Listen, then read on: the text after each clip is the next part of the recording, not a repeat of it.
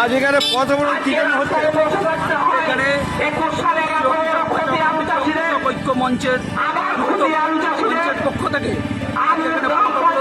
আলু চাষিরা বিগত কয়েক বছর ধরে খুবই পাচ্ছে না। বিমা কোম্পানিগুলো তারা যে আমরা সেটা দেখতে পাচ্ছি যে যারা যথার্থ ক্ষতিগ্রস্ত সমস্ত এলাকা সেই সমস্ত এলাকাগুলোতে কম পেয়েছে বিমাটা। আর যেখানে ক্ষতি সেখানে দেখা গেছে বেশি সেখানে পাওয়া যাচ্ছে।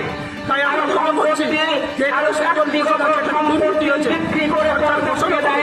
অবিলম্বে সেই সমস্ত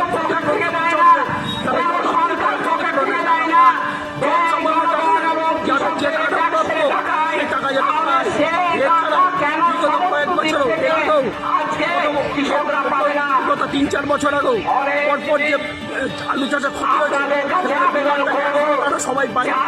এই সমস্ত চলছে কৃষকদের এই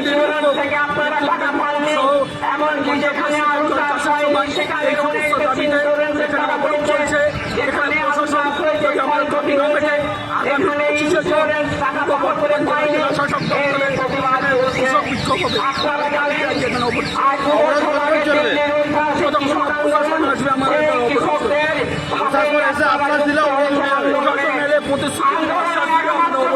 উঠবে। এই ব্যাপারে কোথায় লিখিত অভিযোগ দিচ্ছেন? আমরা এখন লিখিত তিনি আমরা দিয়েছি। এর আগে আমরা ভোটের আগে জেলা শাসক দপ্তরে আমরা লিখিত দিয়েছি এবং আমরা দেখি তাহলে আবার আমরা এলাকার চাষিরা রয়েছে, এখানে এলাকার চাষিরা রয়েছে। আপনার নাম কুন্ডু, আমি জেলা সম্পাদক। আজ এখানে কি হচ্ছে? এখানে কি হচ্ছে? এখানে হচ্ছে চাষি অবরোধ। এই যে আলু চাষে আমাদের ক্ষতি হয়েছে, আমরা কোনো রকম আমাদের ঠিক মতো পয়সা দেয়নি। সেই প্রতিবাদে আমাদের এখানে আজকে ডেপুটেশন দেওয়া হচ্ছে। প্রশাসন আসবে, ভিডিও আসবে, এরা এসে আমাদের একটা সব করে দেবে, হ্যাঁ আমাদের আশ্বাস দেবে, আমাদের এই আন্দোলন এই অবরোধ চলবে কতক্ষণ? এখন প্রশাসন আসছে ততক্ষণ আমাদের অবরোধ চলবে। আচ্ছা এখানে যে পরবর্তী আমাদের কন্টেন্ট যেতে হবে, তারপরে নাহলে আমাদের দিল্লি যেতে হবে।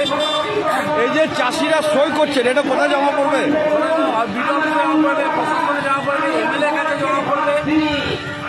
আমরা ক্ষতিপূরণ যেটুকু আপনাদের দাবিটা কি? আমাদের দাবি হচ্ছে আমাদের যে বছরের ক্ষতিটা হয়েছে বিশেষ করে আলু চাষে, দুবার করে আলু চাষ করে আমরা সেই পরিমাণ ক্ষতিপূরণ পাইনি, অথচ আমরা ইন্স্যুরেন্স কেটে গেছি নির্দিষ্ট হবে। এবছরও পাইনি, আমরা অল্প কিছু পেয়েছি। গত বছর 21-22 হয়েছিল, সেটা ব্যক্তিগতভাবে আমি এখনো পর্যন্ত পাইনি।